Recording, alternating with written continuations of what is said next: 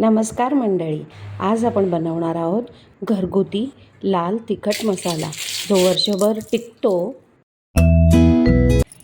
आणि कोणत्याही भाजी, कालवण आणि आमटीला जबरदस्त चव आणतो। हा मसाला बनवण्यासाठी मी 3 प्रकारच्या मिरच्या घेतल्या आहेत। बेडगी मिरची, लवंगी मिरची आणि संकेश्वरी मिरची। प्रत्येकी अर्धा किलो मिरच्या घेतल्या आहेत आणि पाव किलो धणे। सर्वात आधी मी या मिरच्या चांगल्या उन्हात गरम करून घेतल्या आहेत। उन्हात गरम केल्यामुळे मिरचीतील ओलसरपणा निघून जातो आणि मसाला जास्त दिवस टिकतो। मिरच्या गरम झाल्यानंतर त्यांची देठं काढून घेतली आणि मिरच्या मोडून घेतल्या। छान गरम झाल्यामुळे त्या पटकन मोडल्या देखील जातात। यानंतर या मिरच्या कमी तेलात मी हलक्या भाजून घेतल्या।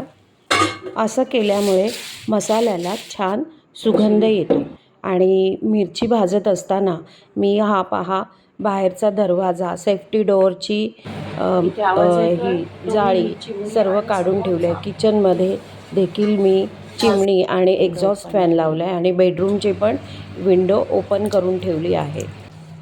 मिरच्या मोडताना जी बी खाली पडली आहे ती सुद्धा वेगळी ठेवली आणि ती देखील थोडी भाजून घेतली आहे। एवढी घामाघूम झाली आहे पहा मी या मिरच्या भाजताना।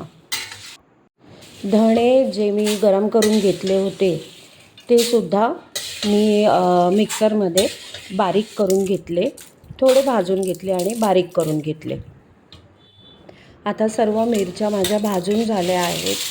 तर मिरचीची जी बी होती ती देखील वेगळी काढली गेली, ती पण मी घेतली थोडी भाजून आणि मग हे सगळं वेगवेगळ्या पिशव्यांमध्ये बांधून मी आता हा मसाला घेऊन चक्कीवर जाते आहे, ज्याला मसाल्याची डंचिन असे देखील म्हणतात। तर या चक्कीवर गेल्यानंतर एकच नंबर माझ्या पुढे होता। तर माझं लवकरच म्हणजे अर्ध्या पाऊण तासातच मला माझा मसाला तयार करून मिळाला। तर बघा हे काका मी सगळी प्रोसिजर ही शूट करून घेतली आहे। तर इथेच त्यांनी चक्कीवर मला मसाला छान चाळून वगैरे दिला।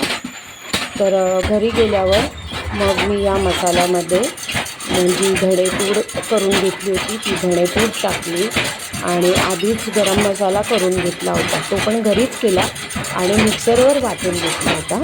तर त्यातला पाव किलो मसाला मी या मसाल्यामध्ये मिक्स करून घेतला।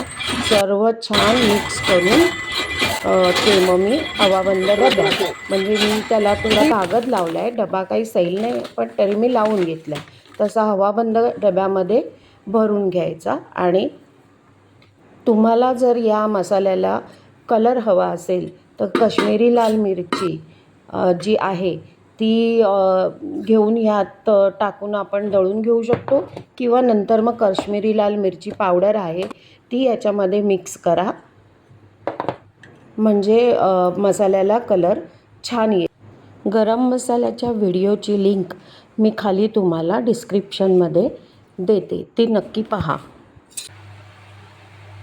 तर तुम्हाला माझी मसाल्याची रेसिपी आवडली असेल तर व्हिडिओला लाईक करा आणि सबस्क्राईब करा।